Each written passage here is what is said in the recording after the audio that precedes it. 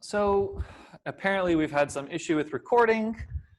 So I'm going to start this half of the lecture over. Great.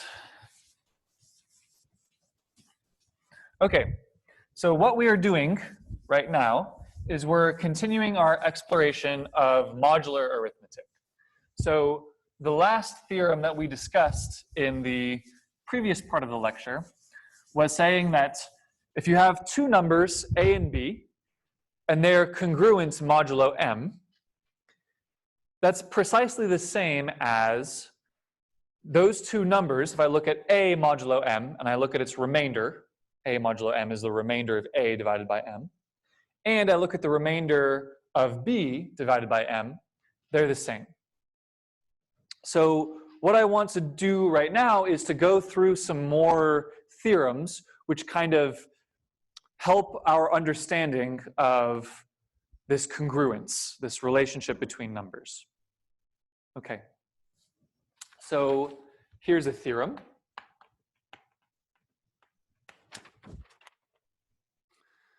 So let's take m to be in the positive integers.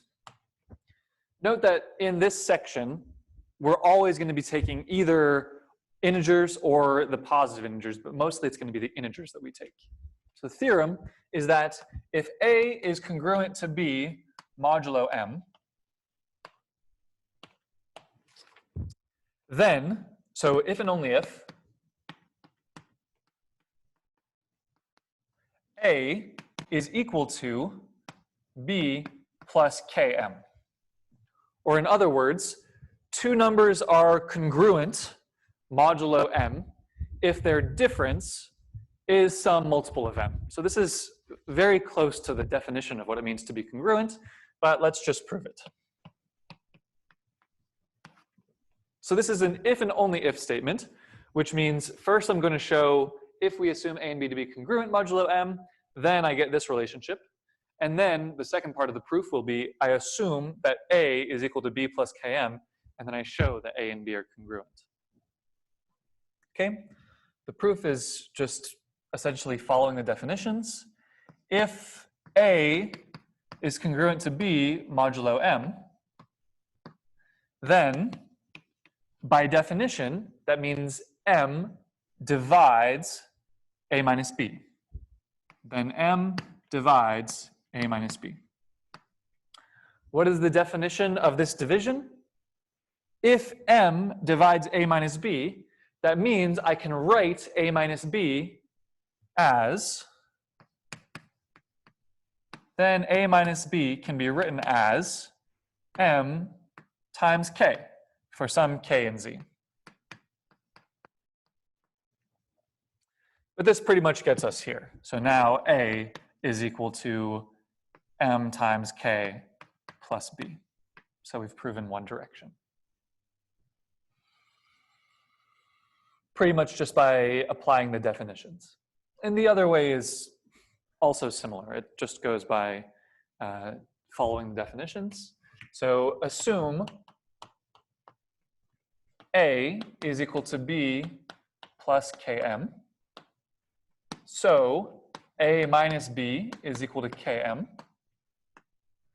So m divides a minus b, which is the definition of a and b being congruent,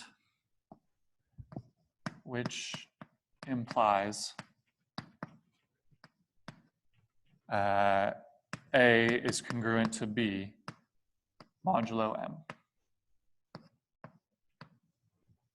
Okay, so this is essentially just telling us now how to travel between different elements that are congruent to each other. So let me kind of give another interpretation of this theorem, or an example at least. So what this is, let's take as an example modulo 7. So the example is m is equal to 7. What this theorem is saying is if I start with writing out all the multiples of 7, so 0, 1, 2, 3, 4, 5, 6, 7, 7, 8, 9, 10, 11, 12, 13, 14. And let's say I go negative, -1, -2, -3, -4, -5, -6, -7. 0, sorry. 0, 7, 14. The point is, let's say we want to try to find some other numbers which are congruent to 2 modulo 7. So congruent to 2 means that they have the same remainder when you divide them by 7. And this theorem says you can find all of those by adding multiples of 7 to 2.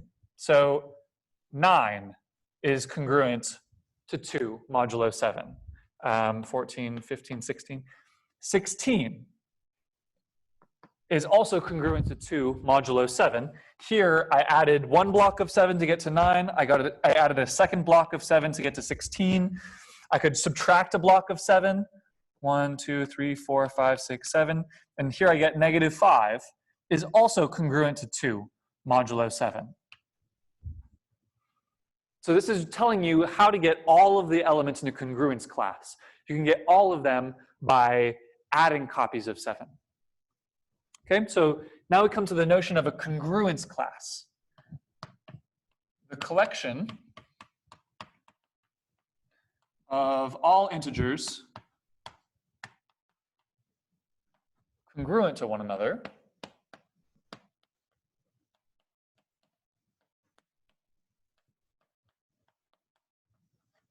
mod M is called a congruence class.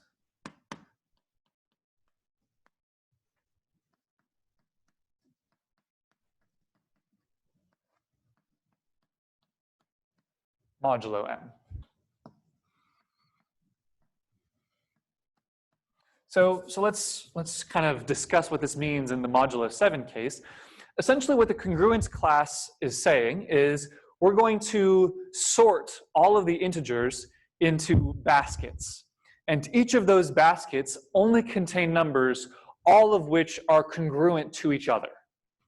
So for instance, I'm going to call one congruence class 0. This is going to be a congruence class containing 0. And this is going to be the set, well, it's going to contain 0. And I'm looking for other numbers that are congruent to 0 modulo 7. Congruent to 0 modulo 7 means that they're numbers that have the remainder 0 when I divide them by 7. So some other things in here are 7, 14, 21, -14, -7, or yeah, -7, -14, and a whole bunch of other numbers, like 7 times 110. This is in here, right? The point is, you can think of this congruence class of 0 as being all of the integers which are divisible by 7.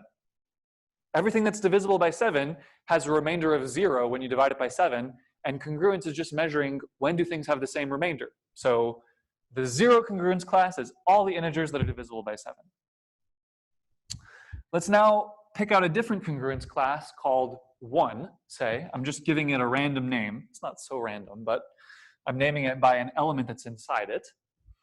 So the congruence class, which I call 1, well, maybe I'll write these. I'm calling it 1. It contains the element 1, and it contains all the other integers which are congruent to 1 modulo 7, which means the remainder when I divide it by 7 is 1. So 8 is in here, 15 is in here, 22 is in here, -6 is in here, -13 is in here, and so on and so forth.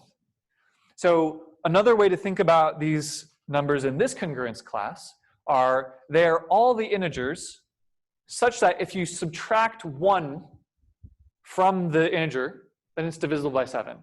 If I subtract 1 from 1, I get 0, and 0 is divisible by 7. If I subtract 1 from 8, I get 7, divisible by 7. If I subtract 1 from 22, I get 21, divisible by 7. Similarly, I could call, I'm going to get a different congruence class for each of the numbers between 1 and 6.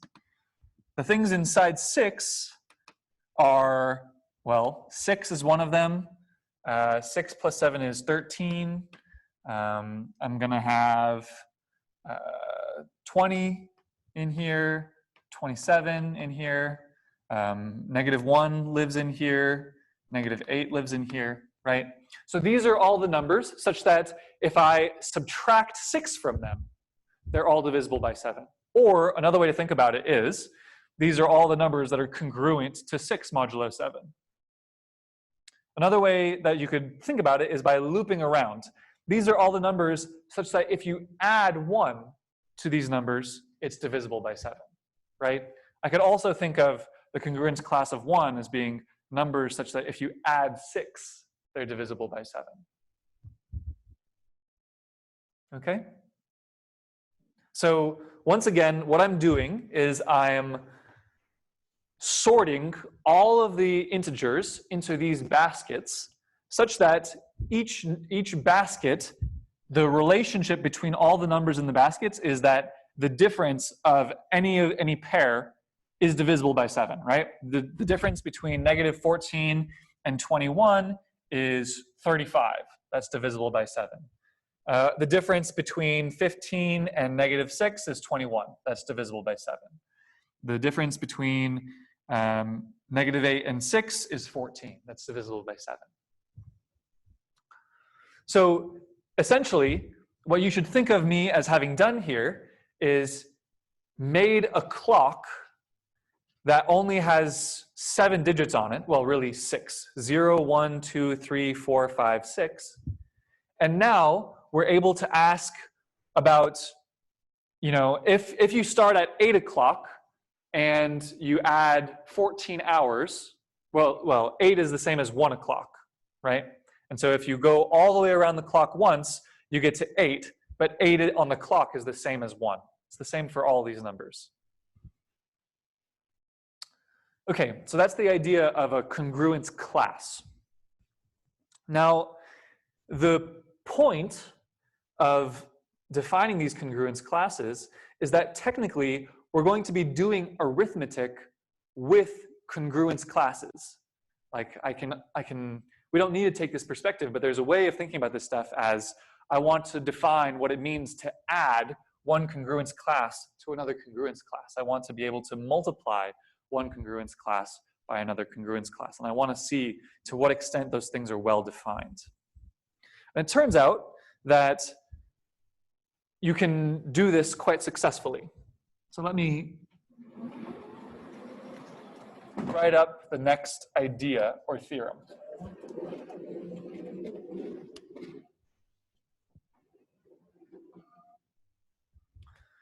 Okay. Yes. So here's a theorem.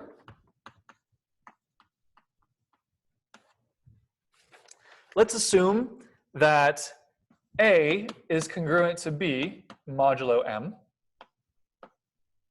and C is congruent to D modulo M. So we have 2 congruence classes. One congruence class where A and B are both in it, and one congruence class where C and D are both in it. Now the claim is that A plus C is congruent to B plus D modulo M. And similarly, A times C is congruent to B times D modulo M. So what this essentially is saying is that from the perspective of congruence classes, if I want to start adding things together, it doesn't matter which representative of the congruence class I take. I'll get the same answer no matter what. So I'll prove this, but then I'll give an example that I think will kind of clarify this. Actually, the example should come before the proof. Those are the rules. So let's consider mod 5. So we know that 1 is congruent to 6 mod 5, right? They both have remainder 1 when you try to divide them by 5. And similarly, 2 is congruent to 7 modulo 5. Right? So now I want to do a bunch of additions. I want to look at 1 plus 2 modulo 5.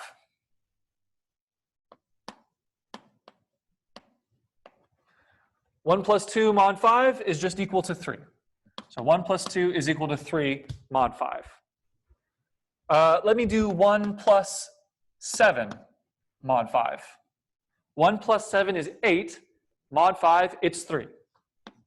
Is equal to 3 mod 5.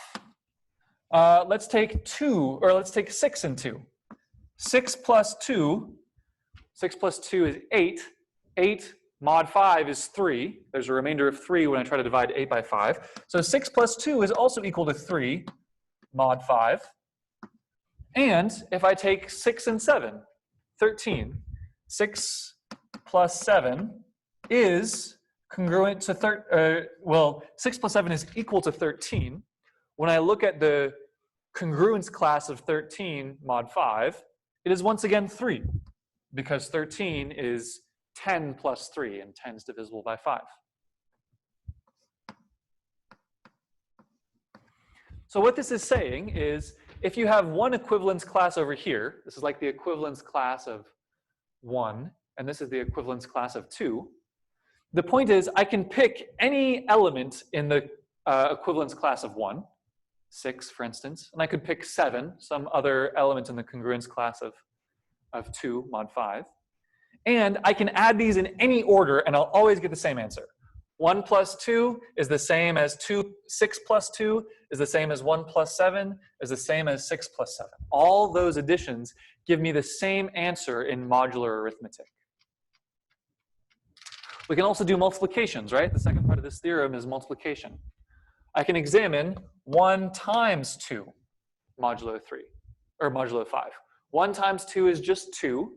So 1 times 2 is congruent to 2 modulo 5. 1 times 7. What is 7 modulo 5? Well, it's congruent to 2 modulo 5, again. Now, let's take 6 times 2. 6 times 2 is equal to 12. What is 12 congruent to modulo 5? Again, 2. So 12 is congruent to 2 modulo 5. And the last one that I want to do is, let's examine 6 times 7, which is equal to, what, 42? Equal to 42.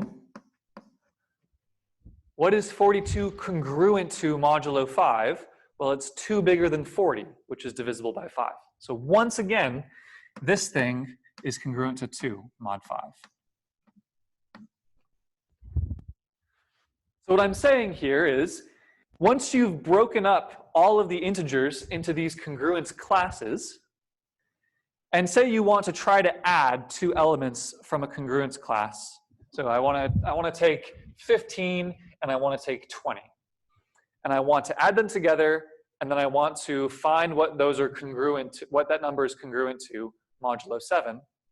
The point is, I didn't have to pick 8 and 20. I could have just as easily picked 22 and -8, or 27 and 1. It doesn't matter which of the elements in the congruence class I take when I add them. I end up with the same answer. And it's the same when multiplying. Okay? So the proof of this is not so bad. So, proof.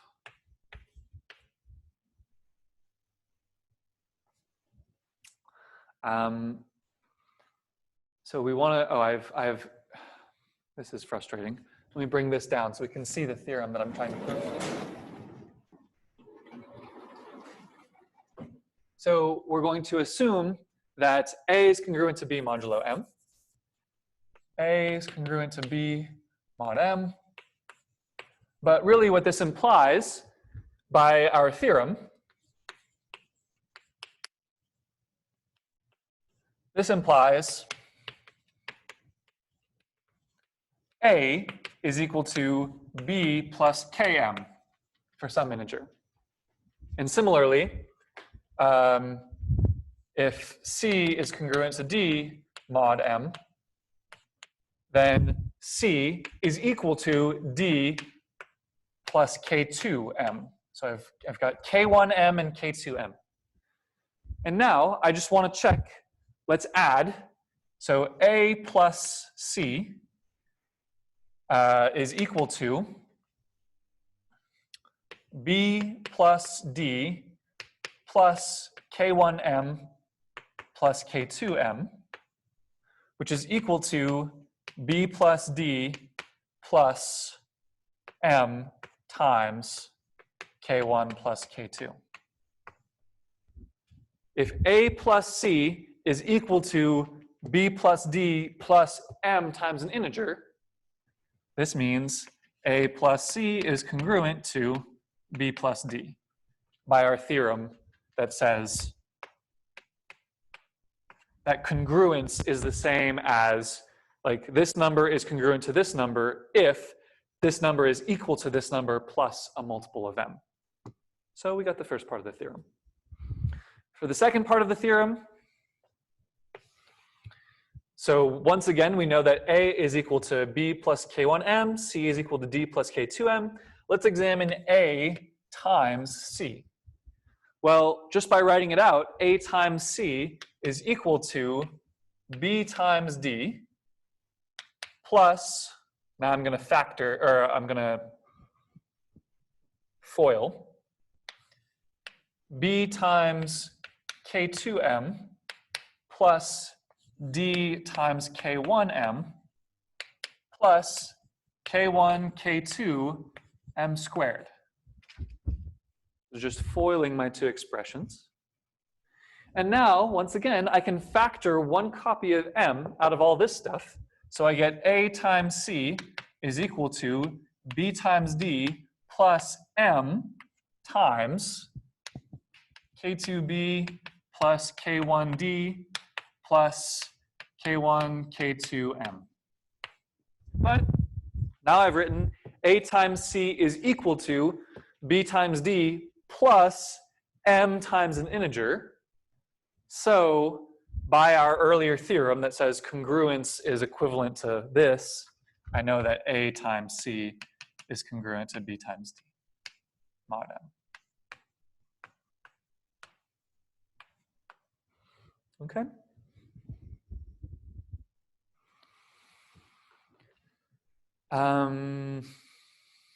Yes, so essentially the idea that I've already mentioned is that what we're doing here is adding or multiplying inside a congruence class. And when you're trying to add and multiply two different numbers and then check what it's congruent to, you can take any representatives of the congruence class and it doesn't matter. Okay, great.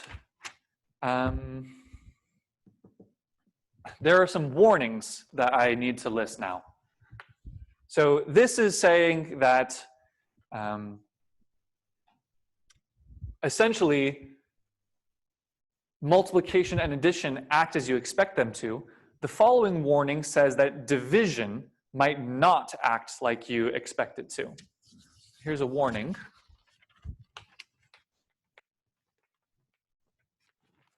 The warning is A times C being congruent to B times C does not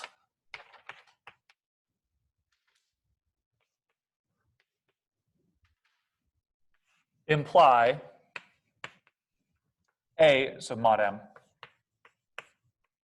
does not imply that A is congruent to B mod M. And indeed, this looks like you're trying to divide both sides by C, right? One could expect that if I can add and multiply, maybe division works out fine. If I have A is congruent, A times C is congruent to B times C, then can I divide C from both sides and get A is congruent to B? And the answer is no, you cannot do that. I'm sorry. And here's an example of why you can't do that. 3 times 5 is congruent to 4 times 5 mod m, right? Because 3 times 5, or mod 5. Let me do mod 5. 15 is congruent to 20 mod 5 because both of them are divisible by 5. But it is not true that 3 is congruent to 4 mod 5. The point here is that this 5 in modular arithmetic is looking like a 0, right? Multiplying, like 5 is in the same congruence class as 0 modulo 5. So what I'm really doing here is 3 times 5 is congruent to 0, and 4 times 5 is congruent to 0. And if you try to divide by 5, that's essentially trying to divide by 0. And indeed, you get something that's not true.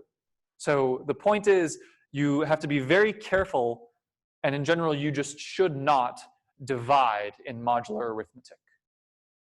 And here is an example that shows that things can go awry.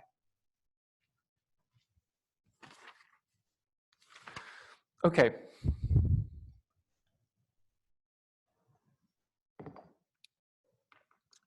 So now, in the last stage, we move into modular arithmetic proper.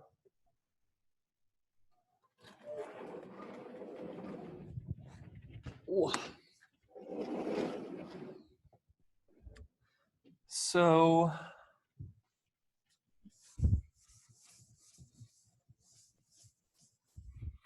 essentially, what we're going to do here is as follows.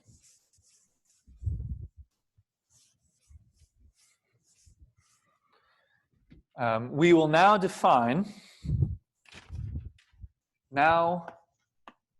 we define operations on Zm. So Z sub m is the set of integers between 0 inclusive, 1, 2, 3, all the way up to m minus 1. So for instance, Z6 is equal to 0, 1, 2, 3, 4, 5. What we're doing is we're going to define addition and multiplication on this set of Zm. It's defined as follows. If you take a from Zm, and I'm going to write a plus sub m, which tells you that I'm not doing addition in the integers, I'm doing addition in this set. I'm defining an operation on this set where a plus m of b is equal to a plus b mod m.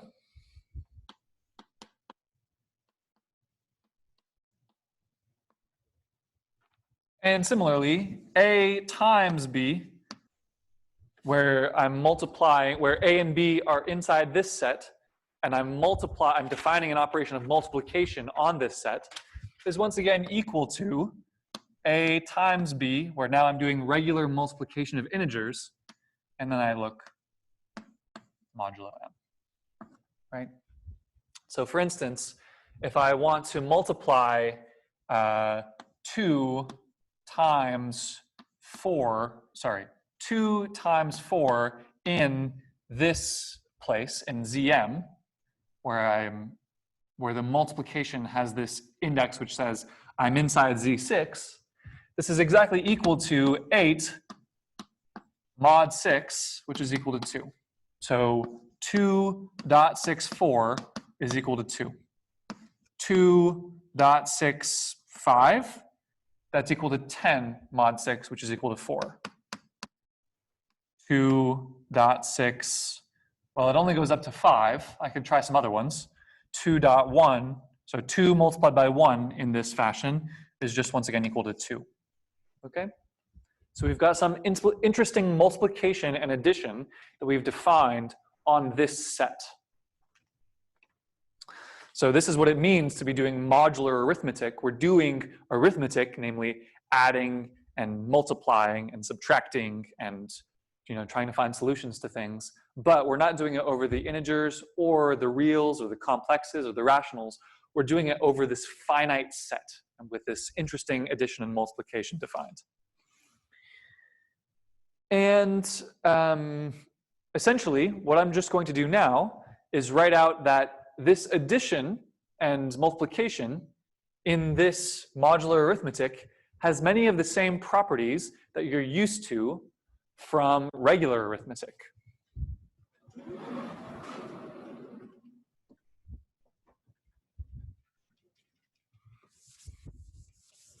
And indeed, really it inherits these properties from our regular arithmetic because we've defined our addition to be first add in the integers and then look at the remainder mod m, right? So what we'll see is that addition and multiplication have all these nice properties. So for instance, closure. Closure means if you add two integers, you stay in the integers. Well, we also have that for this finite set of integers. If I take a and b inside Zm, then a plus sub mb, well, this is also going to be inside Zm. Why is this addition inside Zm? Well, it's because a plus mb is equal to a plus b mod m.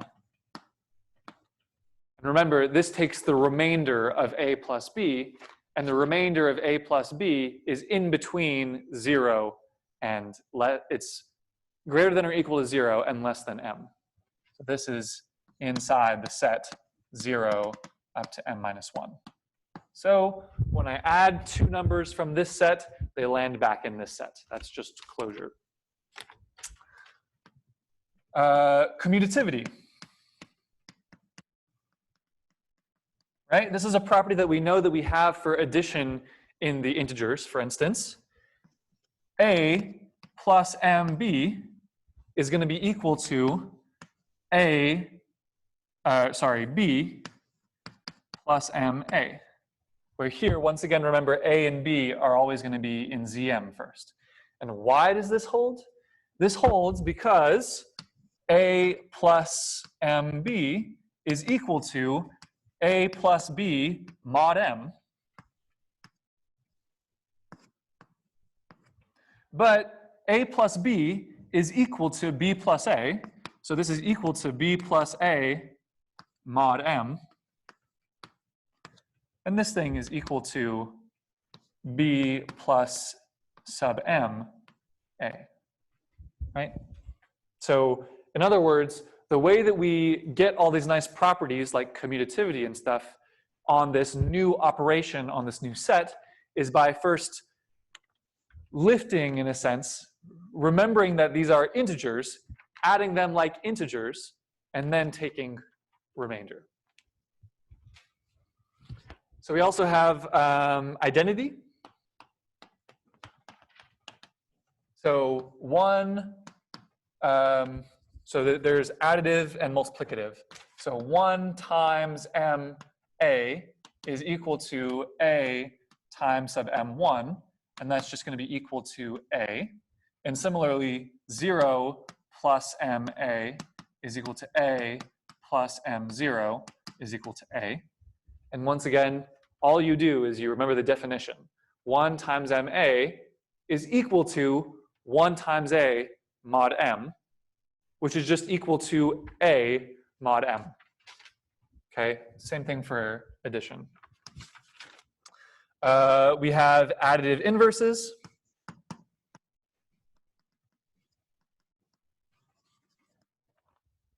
So here's how we do additive inverses. If a is not equal to 0, and a is inside Zm, then m minus a is in Zm, and a plus m minus a is equal to 0 inside Zm. And here I need to do the little sub m in Zm. So all that I'm saying here is that what does it mean to have an additive inverse in the integers? In the integers, the additive inverse of 1 was -1, because when I add 1 and -1, I get back to 0.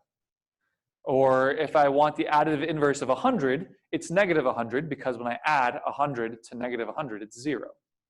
Here, I'm also trying to find, given any elements in Zm, find another element such that when you add them together, you get 0. Let me do an example of the additive inverse existence.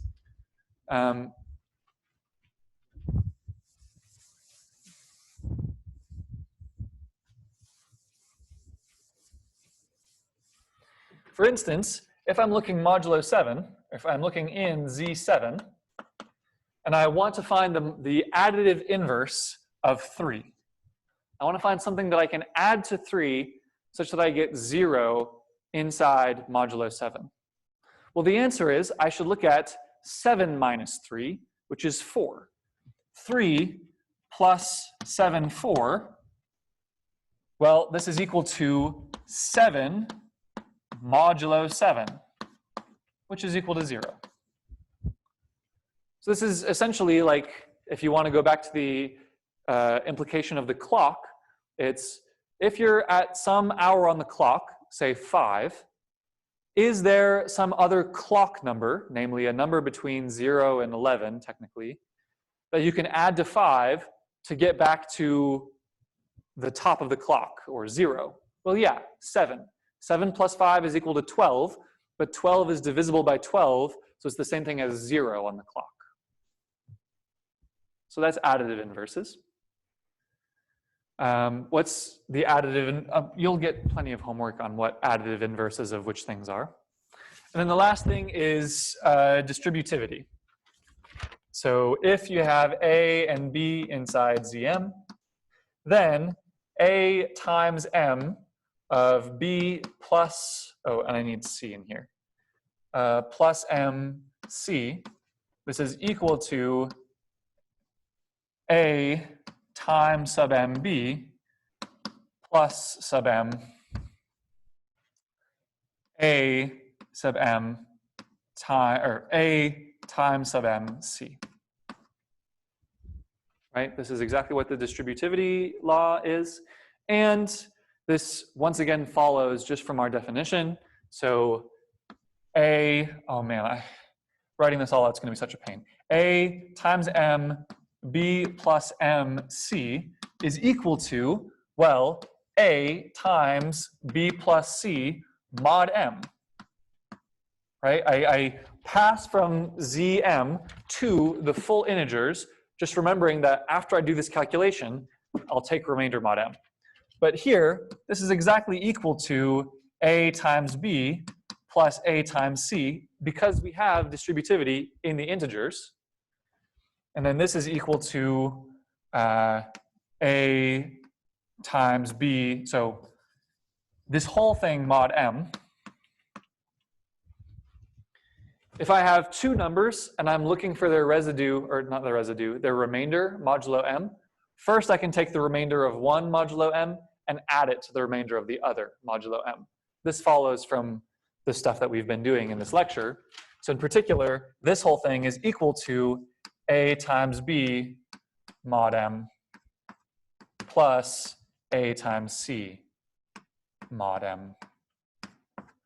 So in the end, we get this whole thing is equal to A times sub MB plus sub M A times sub MC. Okay, so what we have done today is set up modular arithmetic.